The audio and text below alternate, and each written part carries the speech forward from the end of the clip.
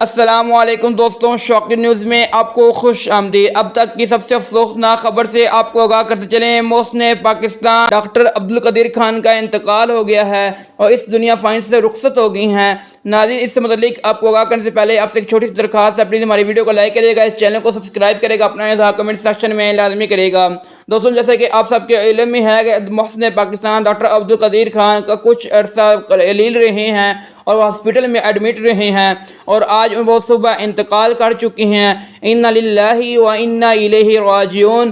ان کے بارے میں علامہ خادم حسین رضوی رحمۃ اللہ علیہ صاحب فرمایا کرتے تھے کہ اگر تحریک لبیک پاکستان کی حکومت آئی تو یہ صدر پاکستان ہوں گے، اور اس وقت علامہ خادم حسین رضوی صاحب اور عبدالقدیر خان صاحب دونوں ہمارے درمیان نہیں ہیں۔ اللہ تعالیٰ ڈاکٹر عبدالقدیر خان کے درجات بلند فرمائے، ان کی مغفرت فرمائے، ان کی قبر کی آسانیاں پیدا فرمائے، خانہ کے اندر صبر جمیل عطا فرمائے۔ دوستوں، اس سے متعلق آپ اپنا اظہار کمنٹ سیکشن میں کریے گا، ان کے لیے مغفرت کی دعا بھی کرے گا۔ ملتا ہوں نئے ویڈیو کے ساتھ، تب تک کے لیے اللہ حافظ۔